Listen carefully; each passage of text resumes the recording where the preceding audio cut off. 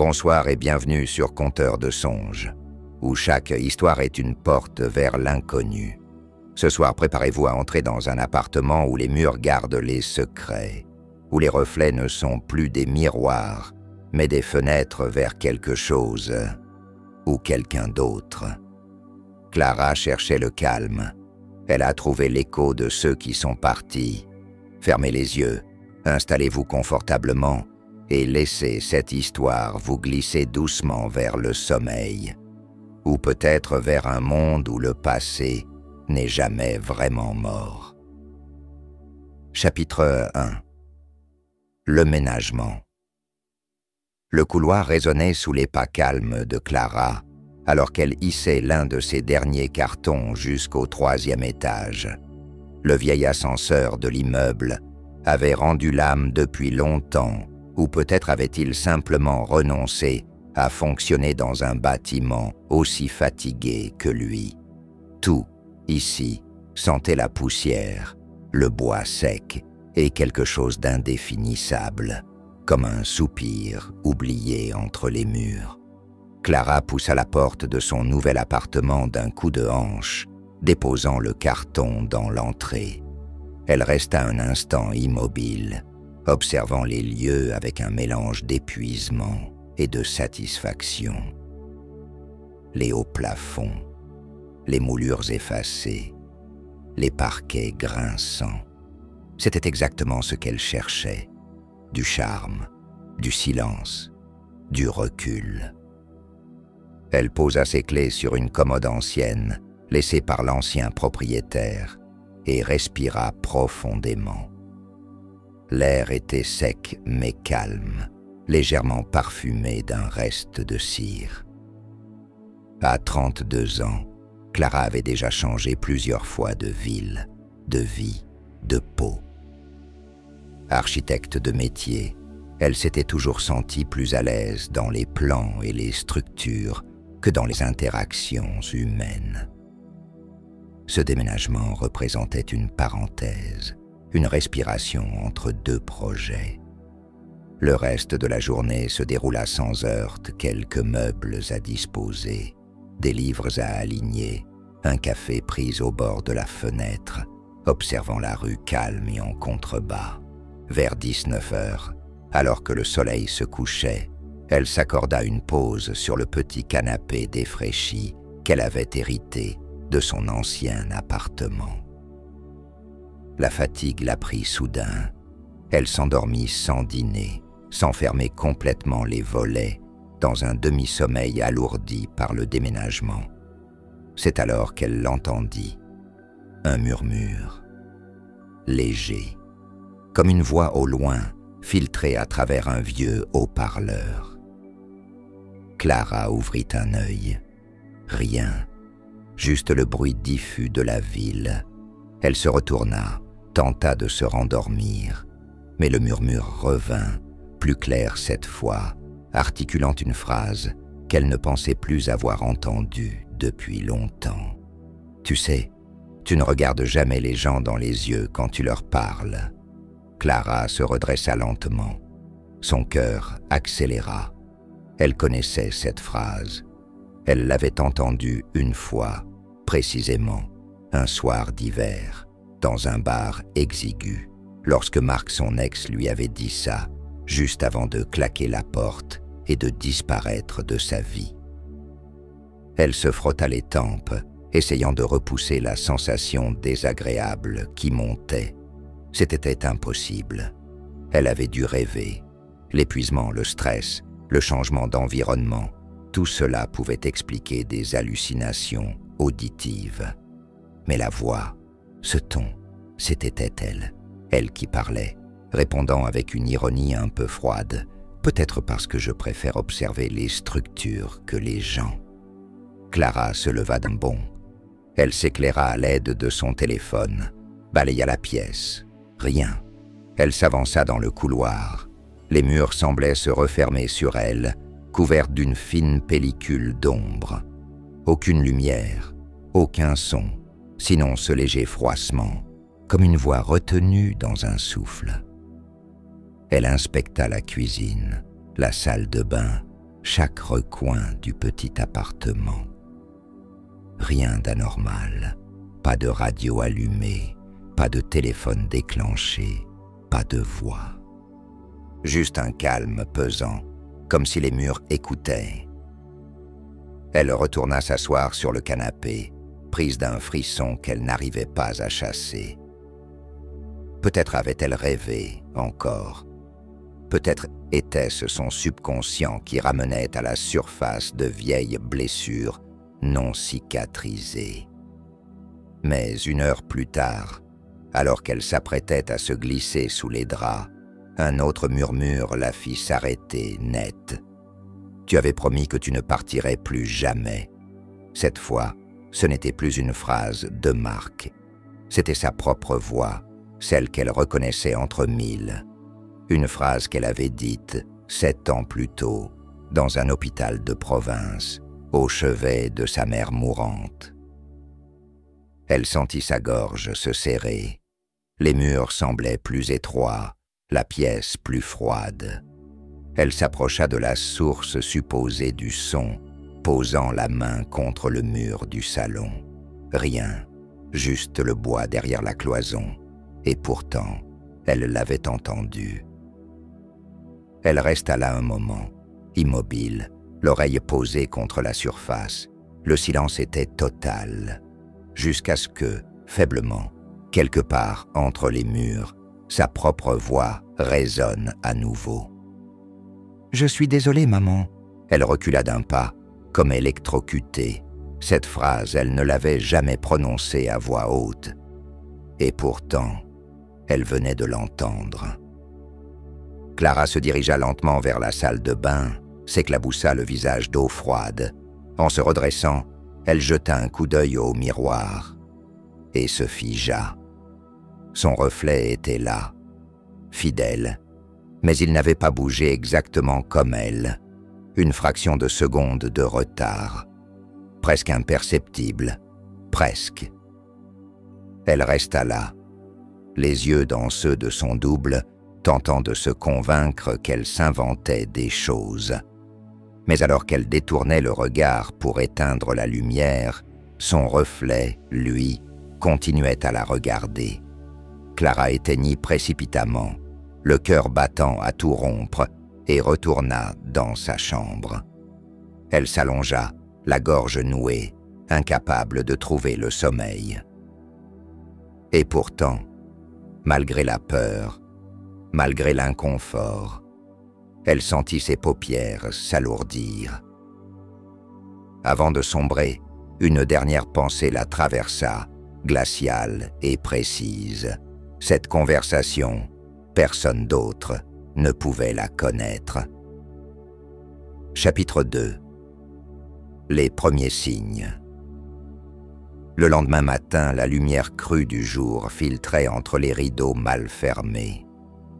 Clara émergea d'un sommeil agité, comme si elle avait passé la nuit à fuir quelque chose sans jamais pouvoir courir. Elle resta un moment immobile, à écouter le silence de l'appartement. Pas de murmure, pas de voix. Juste le tic-tac lent de l'horloge murale et le bruissement des passants dans la rue en contrebas. Elle secoua la tête, cherchant à chasser les restes du malaise de la veille. Une hallucination auditive, probablement. L'effet du stress, du déménagement, de la solitude. Rien qu'un peu de repos et de routine ne puisse réparer. Après un café rapide, elle décida de s'occuper des derniers détails de l'installation. Elle retira le papier peint défraîchi du couloir, curieuse de révéler ce qu'il cachait. Les murs en dessous étaient ternes, mais un détail l'arrêta net sur l'un d'eux, tracé à l'encre noire ou peut-être au crayon. Des mots à moitié effacés surgissaient sous ses doigts, des noms, des dates. Certains étaient à peine lisibles, comme effacés à la hâte, d'autres étaient gravés plus profondément, comme si quelqu'un avait voulu qu'ils restent visibles malgré le temps. Elle passa doucement les doigts sur un nom, Héloïse, 17 février 1988. Le papier peint s'était déchiré autour, comme si cette portion du mur avait été grattée avec insistance. Elle en trouva d'autres. Vincent 3rd April 1995. Kamil 12. září 2002. Il n'y avait aucune logique apparente. Des prénoms, des dates, comme un registre muet laissé là, sous les couches d'un décor censé masquer les secrets. Clara sentit un frisson lui remonter l'échine. Elle s'apprêtait à photographier les inscriptions quand on frappa à la porte. 3 petits coups secs. Elle sursauta. Qui pouvait bien venir la voir? Elle n'avait parlé à personne depuis son arrivée. En ouvrant, elle découvrit une vieille dame élégante, vêtue d'un manteau à motifs et coiffée d'un chignon argenté. Elle portait un petit cabas en osier et souriait doucement. « Bonjour ma petite, je suis Madame Duval. J'habite juste en face. Je voulais simplement vous souhaiter la bienvenue. On n'a pas souvent de nouveaux visages par ici. » Clara la remercia poliment, un peu soulagée d'avoir une présence humaine à laquelle se raccrocher. « Vous vivez ici depuis longtemps ?» demanda-t-elle. « Oh, cela va faire 32 ans. Mon mari et moi sommes arrivés en 1991. Paix à son âme. L'immeuble a son caractère, vous verrez. Il a son rythme. Certains aiment, d'autres... pas vraiment. Il y a eu beaucoup de locataires avant moi. » Madame Duval parut réfléchir. Pas dans votre appartement, non. C'est resté vide un moment. Ceux qui l'occupaient avant étaient très discrets, ou peut-être trop silencieux, allez savoir. » Son sourire avait perdu de sa chaleur, comme si elle se souvenait de quelque chose qu'elle aurait préféré oublier. Elle tapota la main de Clara avant de s'éloigner lentement dans le couloir. Clara referma la porte, mal à l'aise. Elle retourna dans le couloir, photographia les inscriptions, puis remit en place une couverture contre le mur. L'envie d'oublier ces noms la prit, mais elle savait que ce serait inutile. Quelque chose s'était ouvert, quelque chose qui avait toujours été là, attendant simplement qu'elle le voie. L'après-midi passa lentement. Clara tenta de travailler, d'ouvrir son ordinateur, de dessiner quelques croquis pour un projet en attente, mais son esprit revenait sans cesse à ses voix, à ses noms, au miroir. Au crépuscule, une sensation la poussa à retourner dans la salle de bain. Elle n'en connaissait pas la raison, juste une intuition, un appel muet. Elle alluma la lumière, se contempla dans le miroir. Tout était normal. Elle plissa les yeux, fit un geste de la main. Son reflet le reproduisit, avec une demi-seconde de retard. Elle se figea, avança lentement sa main, puis la baissa. Cette fois, le reflet suivit parfaitement. Elle cligna des yeux, parfaitement synchro. Et pourtant, une faille avait eu lieu, un décalage, fugace mais réel. Elle recula, les yeux toujours fixés sur la glace, puis éteignit la lumière, sortit de la salle de bain et referma la porte derrière elle. Ce soir-là, elle dormit d'un sommeil entrecoupé, des images floues, des mots murmurés au creux de ses rêves, un couloir infini où chaque porte portait un nom, un des noms inscrits sur son mur. Et à chaque fois qu'elle ouvrait une porte dans son rêve, un miroir l'attendait à l'intérieur.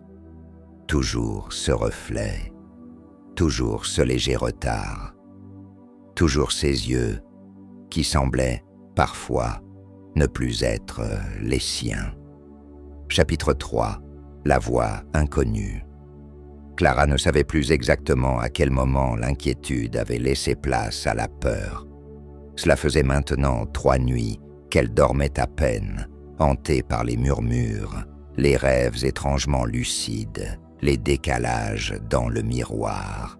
Le doute avait pris racine, et avec lui, une étrange fascination.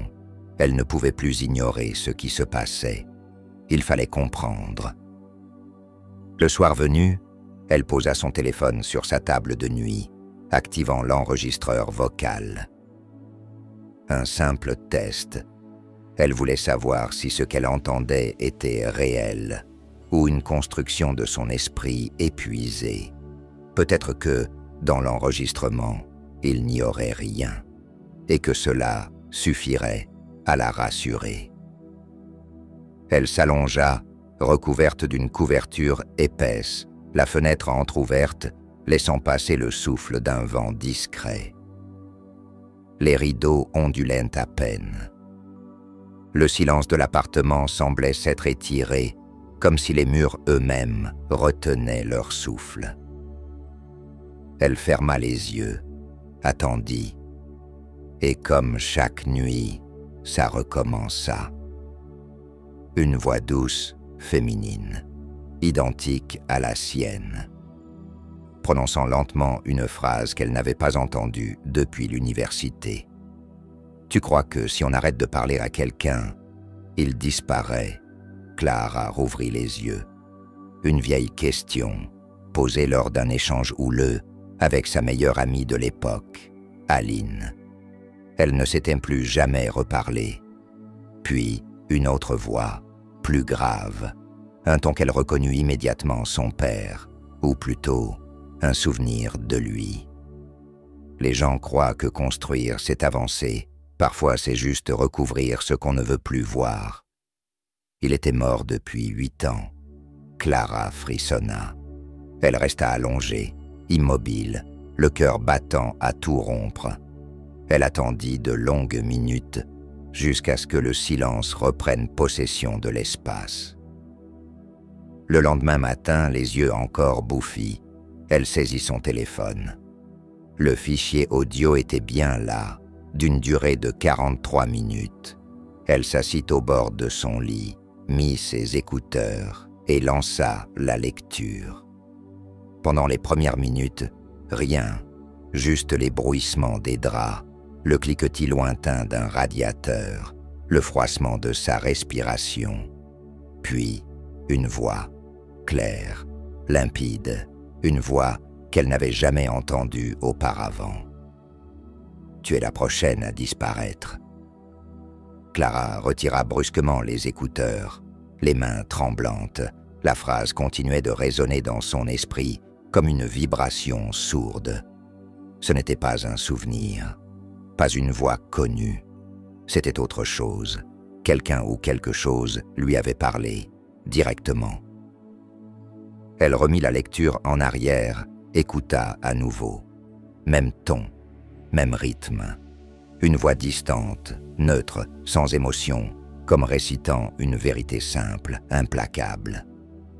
Elle réécouta la séquence au moins 6 fois. Aucun doute, cette voix n'était ni la sienne, ni celle de quelqu'un de son passé. Plus troublante encore, juste après cette phrase, on l'entendait murmurer en réponse, d'une voix endormie, presque absente. Quoi ? Elle ne se souvenait pas avoir parlé durant la nuit. Elle passa la journée à chercher des explications rationnelles. Un canular. Une voix générée par une radio capricieuse, mais aucune émission ne s'était infiltrée sur l'enregistrement. Elle vérifia tout. Rien d'anormal, rien d'explicable. L'après-midi, elle appela son frère, Loïc. Il était l'un des rares liens familiaux qui lui restaient, la seule personne capable de l'écouter sans la juger. « T'as pas l'air bien ?» dit-il d'emblée. « T'as une voix différente. » Clara hésita. Devait-elle lui en parler? Non, pas encore. Pas tant qu'elle ne comprendrait pas mieux. « Je suis juste fatigué. Je dors mal. Je crois que cet appart me fout un peu les jetons. » Il rit doucement. Ce rire lui fit du bien. « Si t'as besoin de parler, je suis là, tu le sais. » Ils échangèrent en quelques banalités, évoquèrent des souvenirs d'enfance. Puis, sans vraiment réfléchir, Clara dit « Tu es la prochaine à disparaître. » Silence. Elle se figea. Elle n'avait pas voulu dire ça. Les mots étaient sortis tout seuls, exactement comme dans l'enregistrement. « Quoi ?» demanda Loïc, un peu décontenancé. Clara sentit une panique monter. Elle voulait parler, expliquer, rire de cette phrase absurde, mais sa gorge se serra. « Je sais pas pourquoi j'ai dit ça, » balbutia-t-elle. Un grésillement coupa soudainement la ligne. Puis plus rien. Elle regarda l'écran appel terminé. Elle rappela. Réseau indisponible. Encore. Rien. Elle laissa tomber le téléphone, comme s'il la brûlait. Le soir venu, alors qu'elle tentait de retrouver un semblant de calme, elle s'aperçut que quelque chose avait changé dans le couloir. Un détail anodin, mais anormal. Le tapis. Il était légèrement déplacé. Et dessous, une trace de pas. Humide, boueuse, large. Clara recula d'un pas, puis un autre, le cœur tambourinant dans sa poitrine. Elle n'avait pas mis un pied dehors depuis la veille, il n'avait pas plu depuis une semaine. Elle avait nettoyé tout l'appartement. Et surtout, elle vivait seule. Elle retourna dans sa chambre, verrouilla la porte et resta là, assise sur son lit, fixant le mur comme s'il allait lui parler. La nuit tomba. Les voix ne revinrent pas cette fois. Mais dans le miroir, avant de se coucher, elle jeta un regard furtif et vit, juste un instant, son reflet sourire. Elle, pourtant, ne souriait pas. Chapitre 4. Les disparus. Clara ne dormit pas cette nuit-là. Chaque craquement du bois, chaque soupir du vent, chaque silence trop long devenait suspect. Elle resta allongée dans le noir, les yeux ouverts, à observer la lumière pâle de la lune glisser lentement le long des murs. Son téléphone, posé à côté d'elle, n'avait pas ressonné. Aucune nouvelle de Loïc. Et dans un coin de sa mémoire, cette phrase continuait de tourner en boucle. « Tu es la prochaine à disparaître. » Le matin fut pâle, sans saveur. Elle avala un café tiède, enfila un pull trop large et sortit. Elle avait besoin d'air, de lumière et surtout de réponses. Direction les archives municipales. L'immeuble dans lequel elle vivait datait de la fin du XIXe siècle. Il avait traversé les guerres, les rénovations,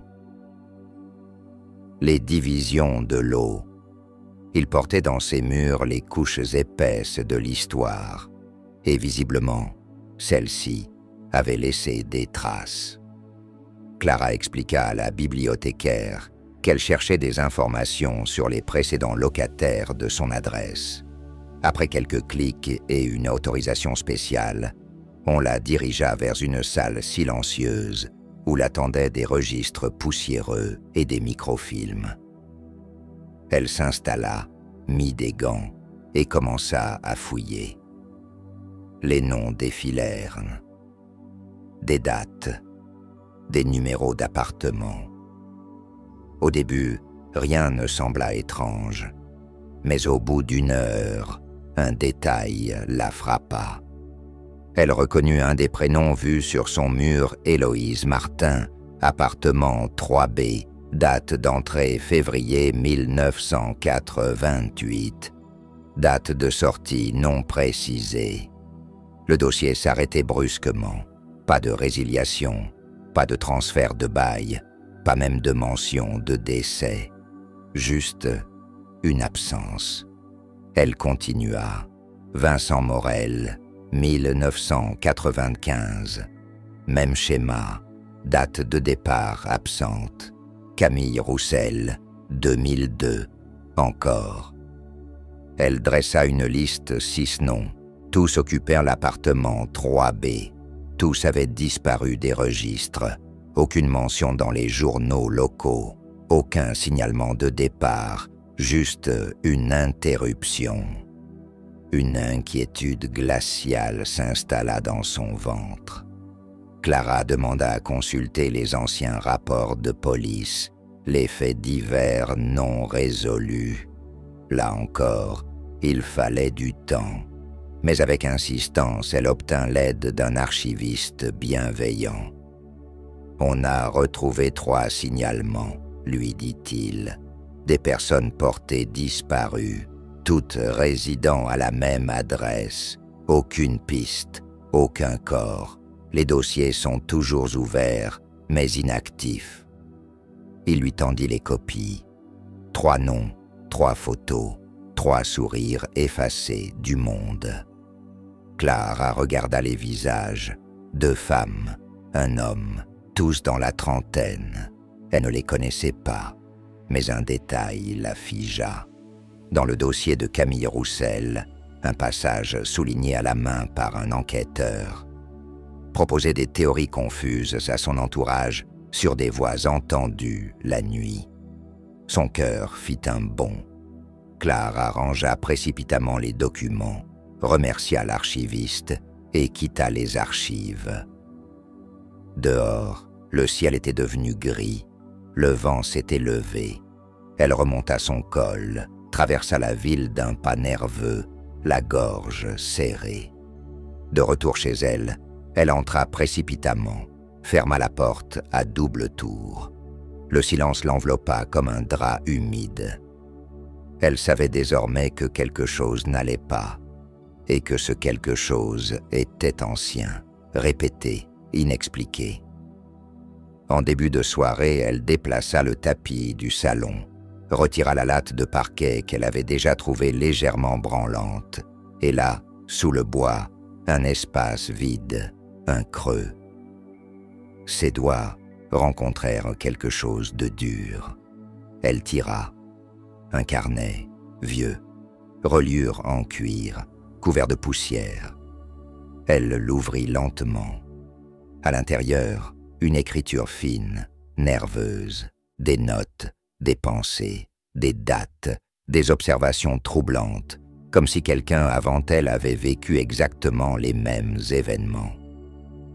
Murmures, miroirs décalés, voix du passé. Certaines phrases semblaient être écrites dans un état de panique. La voix m'a dit que je n'existais plus. Le miroir est un œil. Je crois qu'il me remplace, petit à petit. Mais ce fut la dernière page qui glaça Clara. Une simple liste. Des noms, ce qu'elle avait vu sur les murs. Et tout en bas, griffonné à la hâte, presque déchiré dans le cuir. Clara B. Elle recula d'un bond, lâchant le carnet comme s'il l'avait mordu. Son prénom, son initiale, écrit là, bien avant son arrivée. Quelqu'un savait, quelqu'un l'avait déjà noté. Elle s'adossa au mur, tremblante.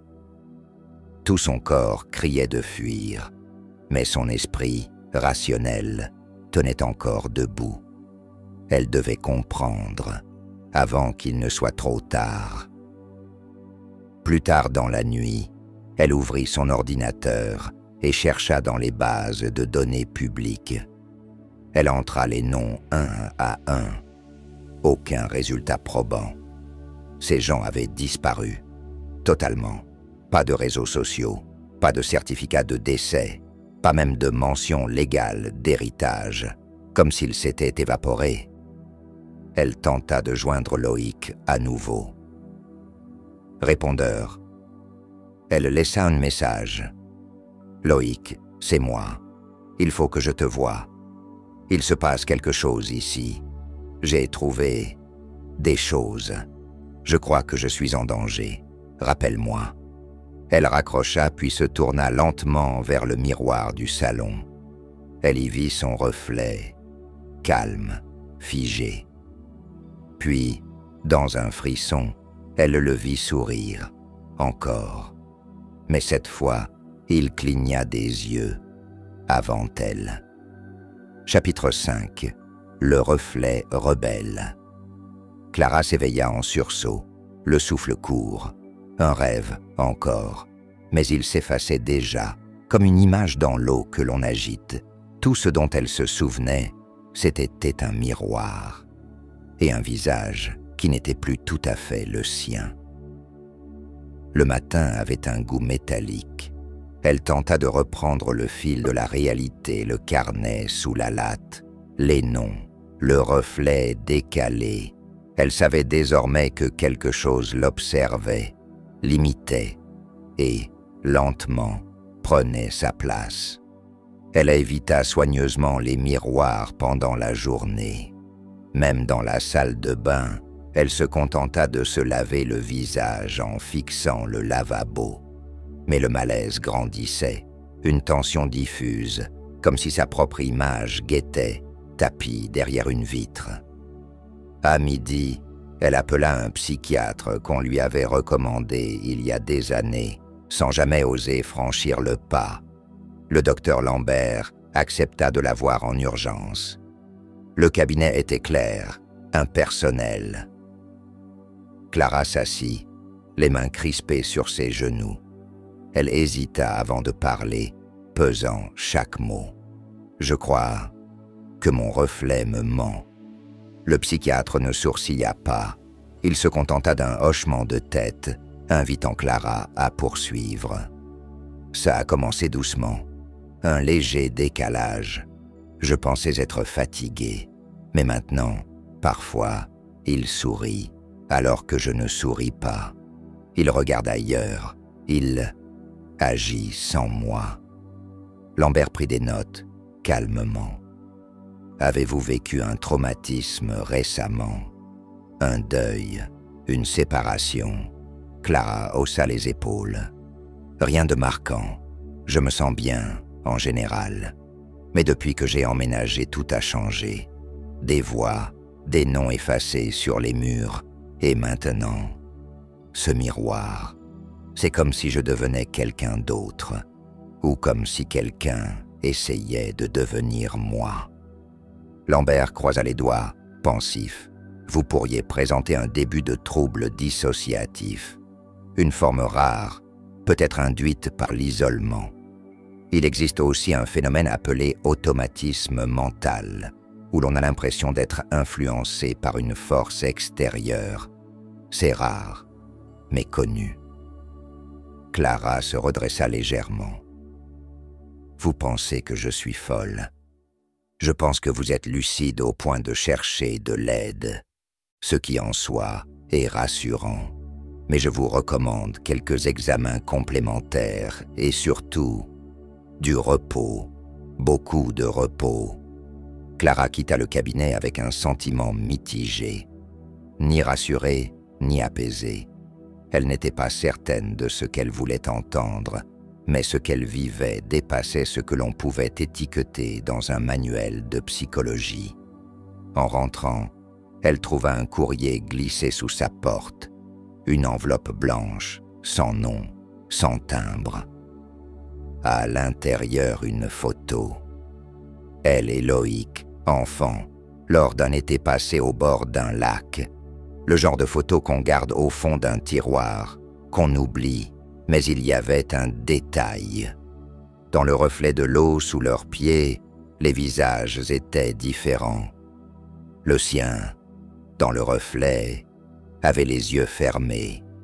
Elle sentit une décharge froide lui traverser l'échine. Elle rangea la photo dans le carnet qu'elle gardait désormais près d'elle en permanence. Puis, prise d'une impulsion, elle retourna fouiller dans son ancienne boîte à souvenirs, au fond de l'armoire.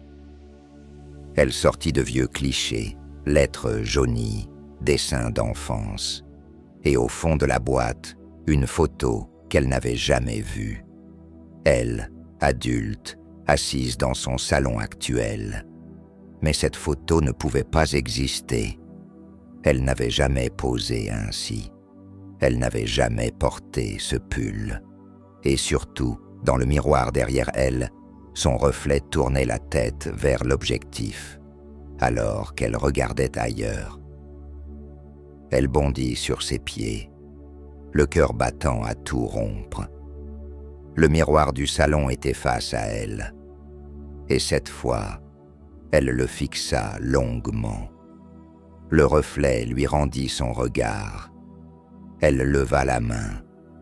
Le reflet leva la main. Une seconde après, elle sourit. Le reflet sourit. Avant elle, Clara recula. Elle se précipita dans sa chambre, attrapa le cadre photo posé sur sa table de chevet. Une photo de famille. Elle, ses parents, Loïc. Une photo simple, un peu floue, prise un dimanche de printemps. Mais là aussi, quelque chose n'allait pas. Clara regardait l'objectif, ses parents aussi, Loïc aussi. Mais dans le reflet de la vitre du cadre, son reflet avait les yeux fermés. Elle laissa tomber le cadre qui se brisa au sol. Clara n'était plus sûre de ce qui était réel. Elle se rassit, tremblante, tenta de respirer. Et pour la première fois depuis des années, elle sentit monter en elle une peur ancienne, celle de perdre pied, de se dissoudre. Elle ouvrit son carnet, cherchant une forme de réconfort dans les mots des autres disparus. Mais une nouvelle page s'était ajoutée. Son écriture, elle en était sûre, mais elle n'avait pas écrit ça. Il t'observe chaque fois que tu clignes des yeux. Ne dors pas, il sait que tu sais.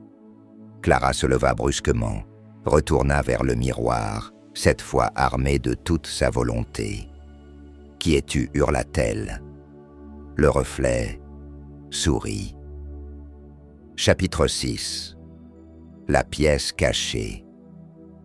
Clara passa la nuit sans fermer l'œil. Elle resta assise sur son lit, le dos appuyé contre le mur, une lampe torche allumée à portée de main et le miroir recouvert d'un drap. De temps à autre, elle croyait entendre le tissu bouger, comme agité par un souffle discret. Mais elle ne vérifiait plus. Elle avait compris que l'observer ne servait à rien.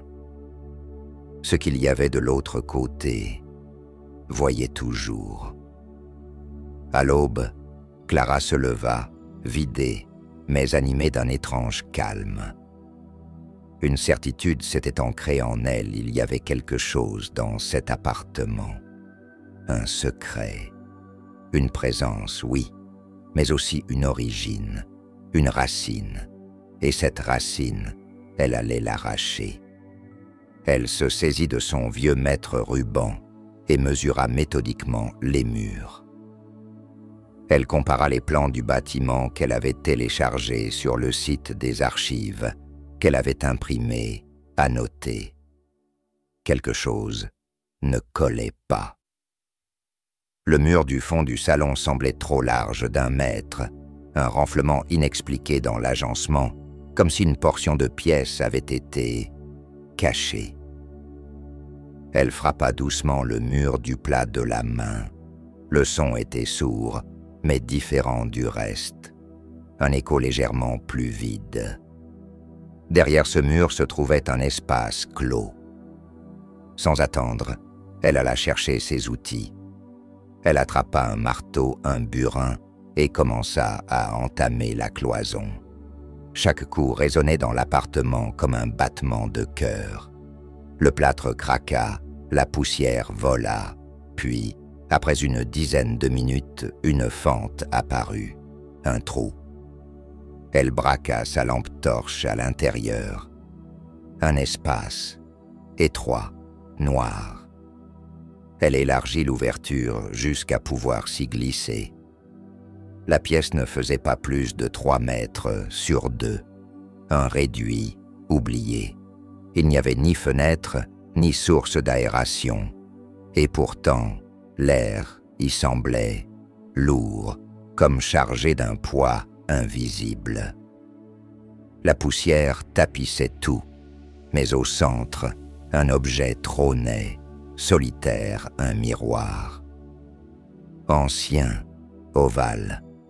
Le cadre en bois était fendu par endroits, le verre couvert d'un voile terne. Il était posé contre le mur du fond, comme abandonné là depuis des décennies. Autour, dispersés au sol, des objets, des cassettes audio, des enregistreurs cassés, des carnets, des cheveux blonds, emmêlés en touffes, poussiéreux. Clara recula, l'estomac noué. Elle tendit la main vers l'un des carnets. Il était daté de 1982. À l'intérieur, une écriture presque illisible, nerveuse, griffonnée à la hâte. Elle lut à voix basse. Il pensait capter les souvenirs, les fréquences de l'âme, mais ils ont ouvert une brèche. Le miroir est l'interface, une membrane fine, trop fine. Elle est passée. Derrière elle, un craquement sec. Clara se retourna vivement. Personne. Mais le miroir semblait avoir changé. Le voile de poussière s'était estompé, et à travers la vitre ternie, elle crut voir une silhouette se dessiner, floue, penchée, comme si elle l'observait de l'intérieur. Elle recula à nouveau, le souffle coupé. Son dos heurta une étagère en métal rouillé qui s'effondra partiellement. Un enregistreur tomba à ses pieds. Elle le ramassa, sans trop savoir pourquoi, et le glissa dans sa poche. Puis elle quitta la pièce. Datatei referma le mur du mieux qu'elle put en y calant des planches et recouvrit l'ouverture d'une étagère. Elle ne savait pas si cela suffirait, mais elle ne voulait plus voir ce miroir. Pas maintenant. De retour dans le salon, elle nettoya ses mains pleines de poussière et inséra la cassette trouvée dans son propre dictaphone, espérant que le mécanisme puisse encore fonctionner. Un déclic, puis un grésillement, et une voix féminine, essoufflée, un murmure haché. Il m'observe. Depuis que j'ai ouvert la cloison, il attend. Je crois qu'il apprend. Chaque fois que je parle, il devient plus clair, plus rapide. C'est moi. Mais ce n'est pas moi. Puis une autre voix, plus grave, à peine audible. Le miroir n'enregistre pas. Il réplique. Un choc électrique parcourut Clara. Elle coupa l'enregistrement. La phrase tournait dans sa tête. Le miroir réplique. C'était ça. Il ne s'agissait pas d'un simple reflet. C'était un double, une reproduction, un parasite. Et il était en train de prendre sa place. Elle regarda autour d'elle. Les cadres, les vitres, les objets réfléchissants. Combien de fois l'avait-elle vu sans vraiment comprendre? Combien de fois l'avait-elle laissé l'imiter, s'exercer? Un bruit dans le couloir la fit sursauter. 3 coups à la porte. Elle approcha lentement, colla l'œil au Judas. Personne, mais quand elle ouvrit, posée au sol, une lettre. Pas d'enveloppe, juste un papier plié. Elle le déplia. Une seule phrase, écrite à l'encre noire. Ce soir, il sera prêt. Clara sentit ses jambes se dérober. Le soleil commençait à décliner. Elle n'avait plus beaucoup de temps. Elle retourna dans la pièce cachée, attrapa le miroir antique à pleine main, le traîna à travers l'ouverture jusqu'à son salon. Elle ne pouvait plus fuir. Elle devait savoir. Affrontée. Elle nettoya lentement la surface avec un chiffon. Son reflet apparut, lentement. Il la fixait, immobile. Puis, dans un mouvement fluide et insidieux, il cligna des yeux. 2 fois. Clara recula, son cœur tambourinant dans sa poitrine. Elle murmura, presque pour elle-même. « Qui es-tu » Le reflet répondit. Ses lèvres bougèrent, lentement, sans son. Puis un mot se forma dans la buée que le miroir commençait à diffuser, comme un souffle invisible depuis l'autre côté. « Toi ». Chapitre 7. La théorie des échos. Clara passa le reste de la soirée à faire des recherches. Les termes reflets indépendants, entité miroir, conscience, dupliquée, ne renvoyaient qu'à des forums ésotériques, des histoires de folklore ou des récits de schizophrénie avancée. Rien de tangible, rien de scientifique. Mais un article finit par retenir son attention. Il était ancien, hébergé sur un site universitaire archivé. Une publication signée par un certain professeur Sol Estienne, chercheur en physique quantique et acoustique cognitive. Le titre « Les échos temporels, conscience fragmentée et mémoire parallèle dans les structures fermées ». Le contenu était dense, technique, mais Clara comprit l'essentiel selon le professeur Estienne. Certaines fréquences sonores pouvaient interagir avec des champs de conscience résiduels, en particulier dans des espaces clos à forte densité émotionnelle, comme un ancien appartement. Clara copia l'adresse mail laissée en bas de l'article, sans trop d'espoir, et envoya un message succinct. « Je crois vivre l'un de vos phénomènes. Mon reflet agit sans moi. Il semble savoir des choses. Pouvez-vous m'aider ?» Elle n'attendait pas de réponse, mais à peine 20 minutes plus tard, une alerte sonna sur son ordinateur. Réponse du professeur Estienne. « Madame, je n'ai pas eu de message aussi direct depuis 15 ans. Envoyez-moi votre adresse. Je suis en ville ce soir. Et si vous avez accès à un miroir ancien dans un lieu clos, ne le quittez pas des yeux. » Pas maintenant. Clara hésita. Puis, sans réfléchir davantage, elle lui répondit. 1 heure plus tard, on frappa à sa porte. L'homme qui se tenait sur le seuil était âgé, voûté, les yeux dissimulés derrière de petites lunettes rondes. Il tenait une mallette en cuir usé. Sans un mot, Clara le fit entrer. Il observe les lieux longuement, les murs, les cadres, les vitres.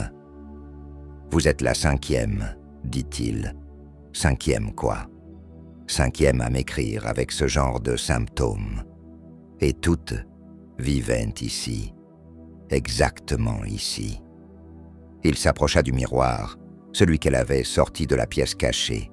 « Il est encore actif, » murmura-t-il. Clara serra les poings.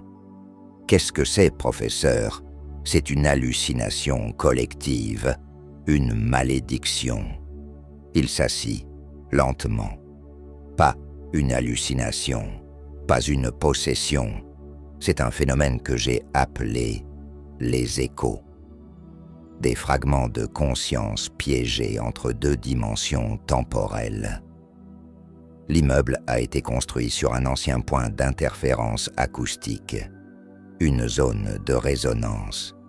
Dans certains cas, les émotions fortes, deuil, regrets, souvenirs obsédants laissent des traces, des duplicatas d'une fraction de l'esprit. Et parfois, ils prennent forme.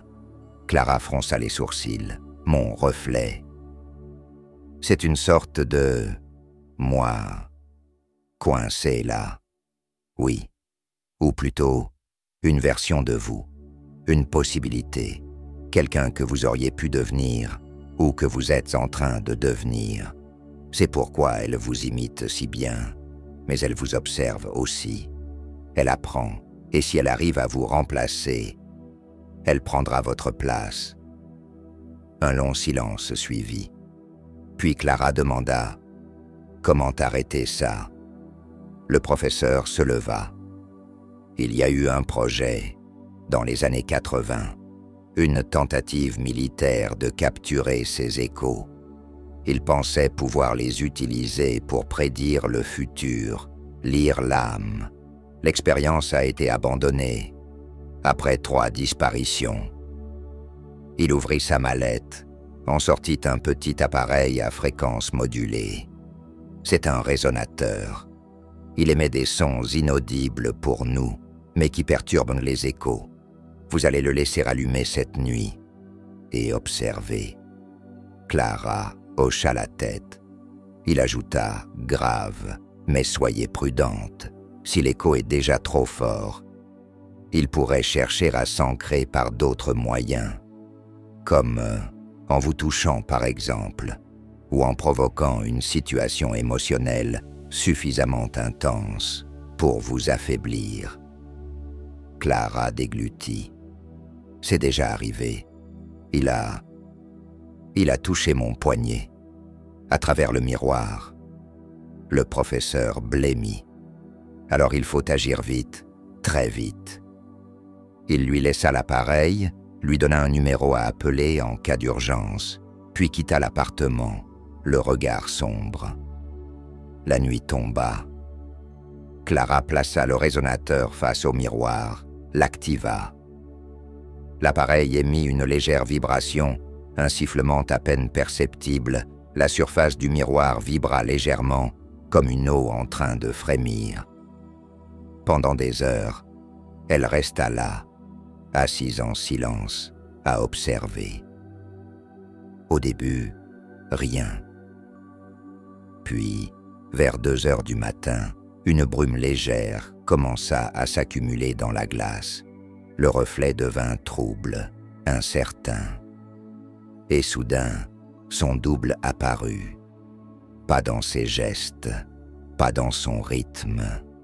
Juste, présent, il la fixait, immobile, les yeux noirs. Puis, d'un mouvement lent, il tendit la main vers elle, depuis l'intérieur du miroir. Clara sentit son propre bras se lever malgré elle. Une crampe aiguë, comme si un autre corps tirait sur ses muscles. Elle résista, hurla. L'appareil vibra plus fort. Le reflet recula, se flouta, puis disparut. Clara s'effondra au sol, haletante. Le silence revint, mais elle savait, au fond d'elle, que ce n'était qu'un répit. Il était toujours là. Et maintenant, il savait qu'elle savait. Chapitre 8. La dissociation. Clara ne se souvenait plus comment elle avait atterri sur le canapé. La dernière chose dont elle avait conscience, c'était la vibration aiguë du résonateur et la sensation glaciale qui avait envahi son bras lorsqu'elle avait repoussé le reflet, puis un vide, un trou noir dans sa mémoire. Quand elle ouvrit les yeux, le jour était levé. La lumière filtrait à travers les stores à demi baissés. Tout semblait calme, trop calme. Elle se leva lentement, encore engourdie. Le miroir était toujours là, mais recouvert d'un drap qu'elle ne se souvenait pas avoir posé. Sur la table, son carnet était ouvert, et couvert d'une écriture qu'elle ne reconnaissait pas. Des mots, des dessins, des cercles, des figures imbriquées, des phrases répétées à l'encre noire. « Je suis déjà là. Tu es un souvenir en construction. Il faut céder pour survivre. » Clara frissonna. L'écriture ressemblait vaguement à la sienne, mais avec des traits plus rigides, presque mécaniques. Elle ne se rappelait pas avoir écrit ça. Et pourtant, tout indiquait que ces pages avaient été remplies récemment. Elle recula, le souffle court. Son regard se posa sur le miroir couvert. Elle n'osait plus le découvrir. Elle craignait ce qu'elle pourrait y voir, ou ne pas y voir. Elle se dirigea vers la salle de bain pour se passer de l'eau sur le visage. Mais en ouvrant la porte, elle s'arrêta net. Sur le miroir au-dessus du lavabo, une phrase était écrite avec de la buée séchée. « Tu as dormi trop longtemps. » Elle recula précipitamment. Son cœur battait à tout rompre. Elle n'avait laissé aucun message. Elle n'avait vu personne. Et elle n'avait pas utilisé cette pièce depuis la veille. Ou du moins, elle le croyait. Clara se saisit de son téléphone et appela Loïc, encore une fois. Répondeur. Elle laissa un message rapide, la voix tremblante.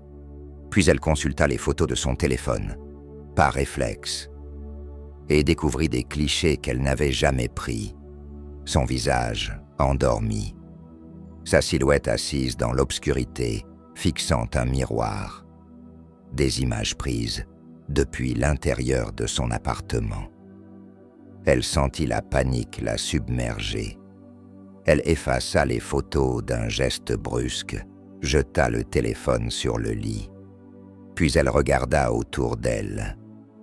Et vit que tout, dans la pièce, était exactement à sa place.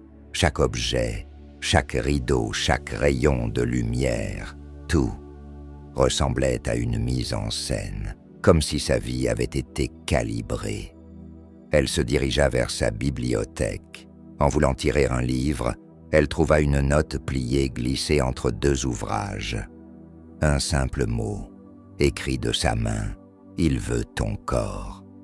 Elle eut la nausée. Son reflet, cette entité, ce double.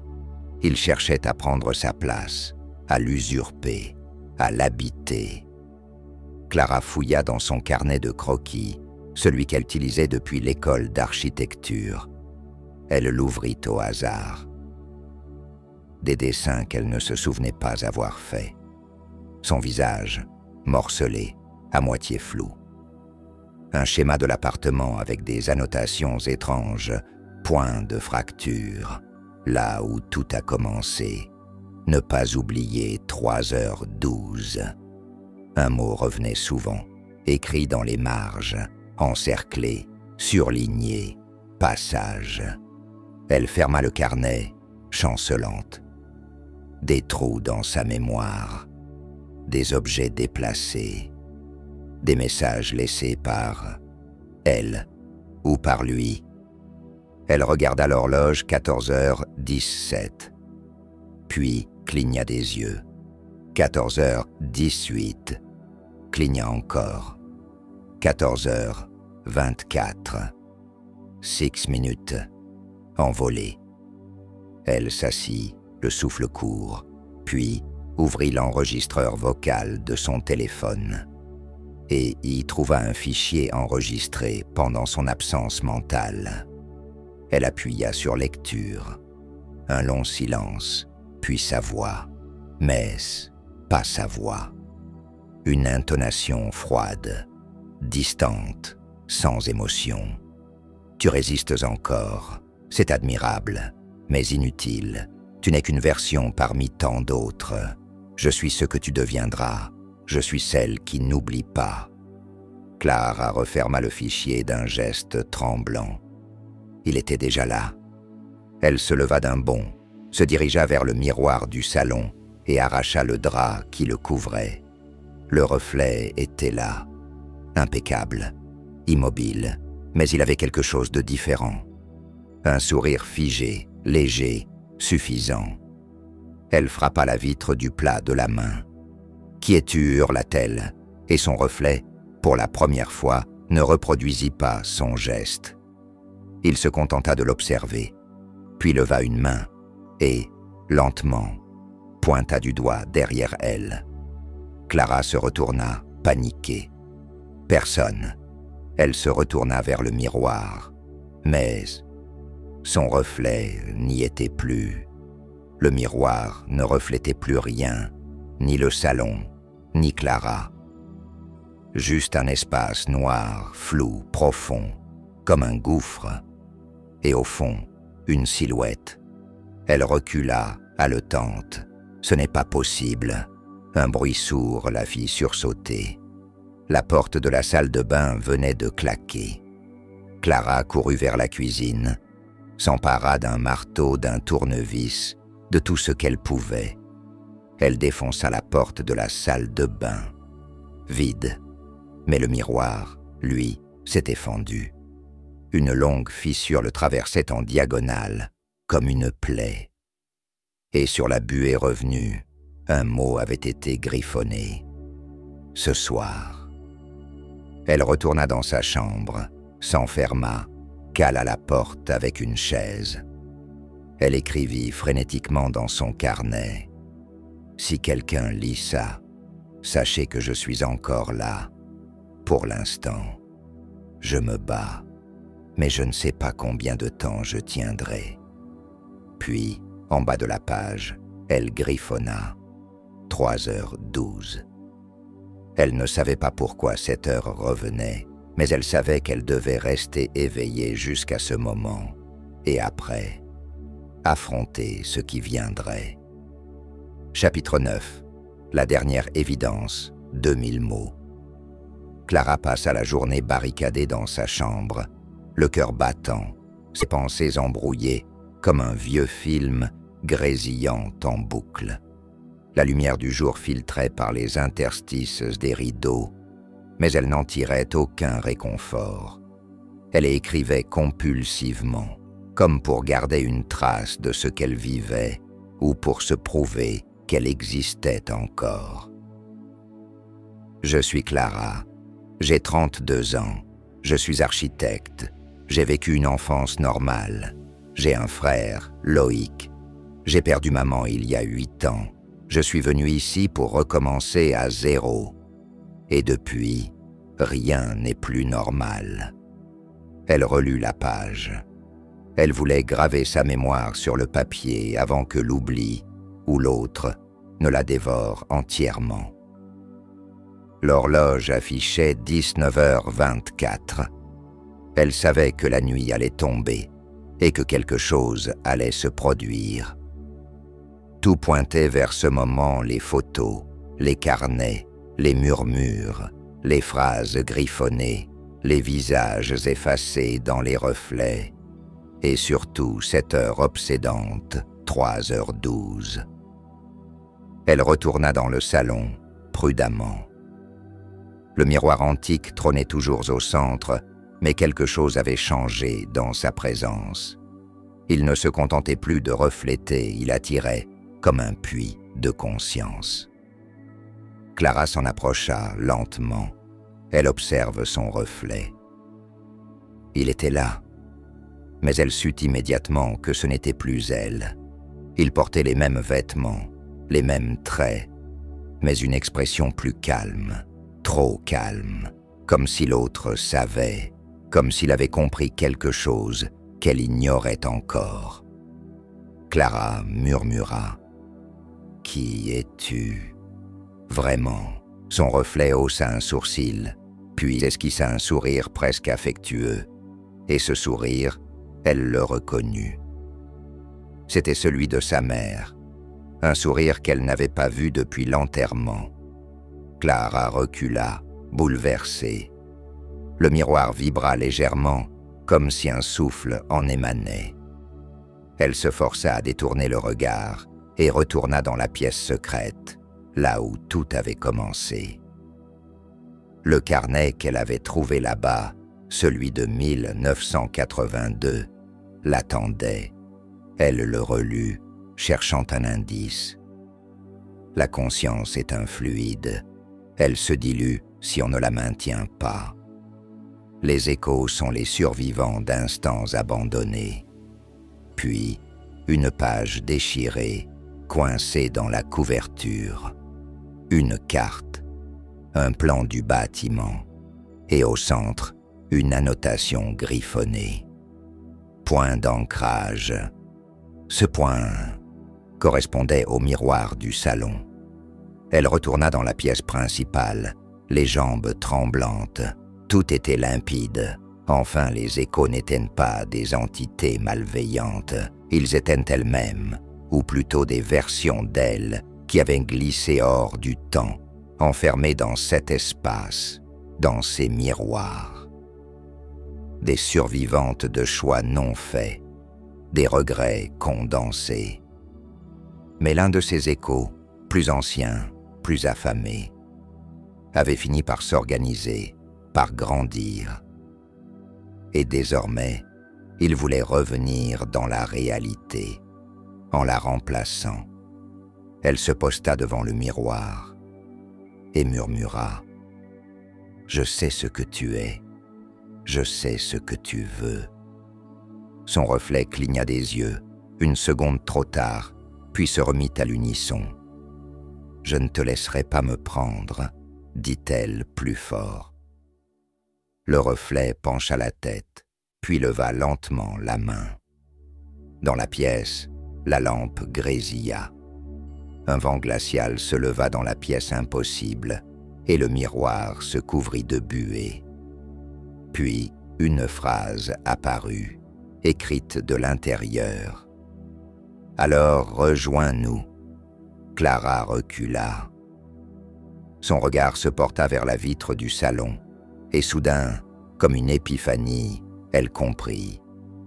Elle retourna à son carnet et ajouta une dernière note. Les voix, les reflets, les absents, ils ne sont pas partis. Ils attendent qu'on les écoute, ils veulent être vus. Et moi, je suis leur dernier lien, leur dernier miroir. Elle entendit un bruit derrière elle, un claquement sec. Elle se retourna. Le miroir s'était fissuré. Elle s'approcha, et cette fois, elle ne vit plus son reflet.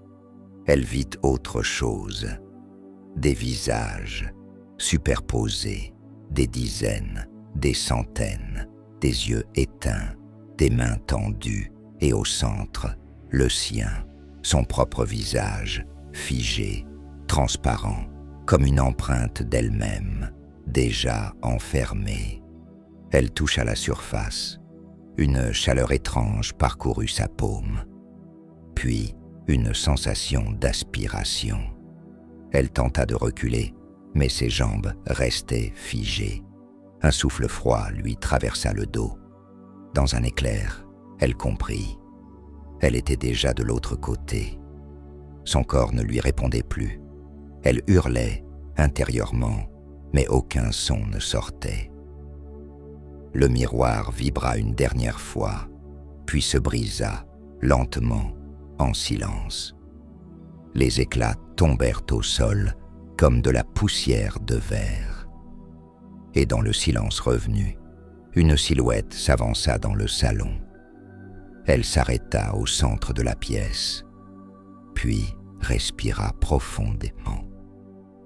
Clara, ce qu'il en restait, la regardait depuis ailleurs et murmura dans une langue oubliée. « Merci de m'avoir laissé entrer. » Chapitre 10. La disparition.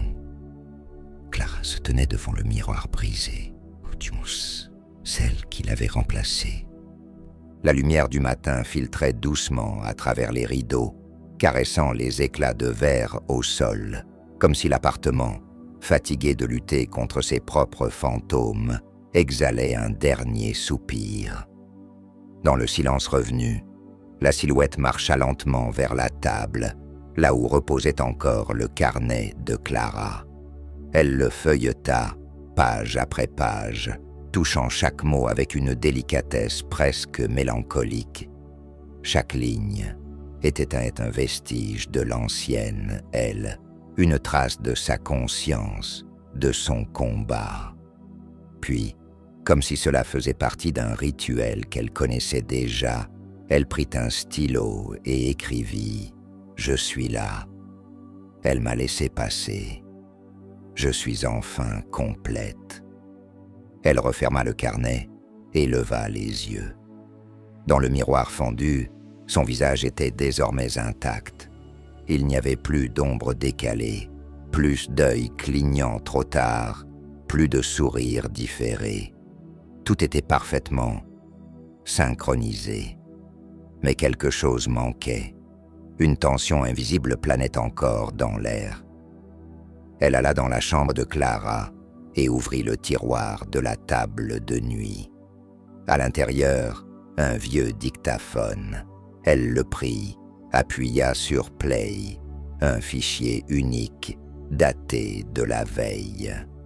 La voix de Clara, essoufflée, précipitée. Si quelqu'un entend ça, je ne sais pas si c'est encore moi qui parle. J'ai l'impression de disparaître, pas mourir, non, juste être effacé. Et pourtant, je ressens encore tout. Je crois qu'il faut que quelqu'un sache, que quelqu'un me rappelle.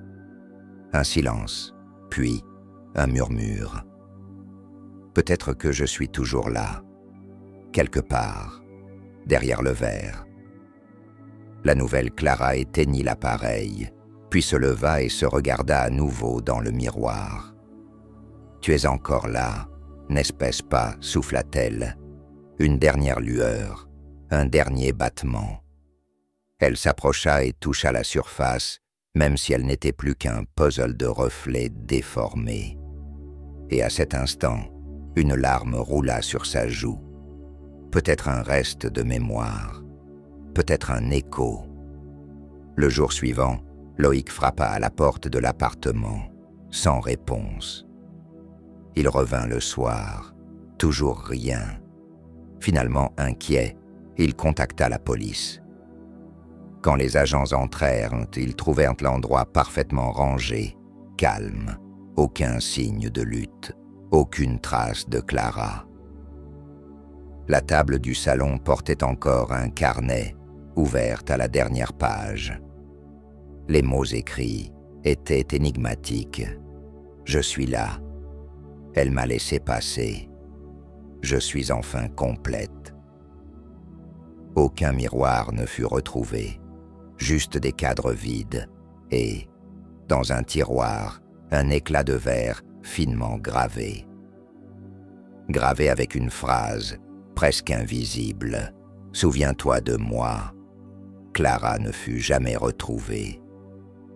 Le dossier fut classé sans suite. Épilogue. Des mois plus tard, l'appartement fut reloué. Un jeune homme, Jules, étudiant en musique, s'y installa. Il aimait le silence du lieu, l'acoustique particulière, presque réconfortante. Mais dès la première nuit, il entendit quelque chose. Un murmure, très faible, presque imperceptible. Des mots, sa propre voix répétant une phrase qu'il n'avait jamais dite. Pas encore.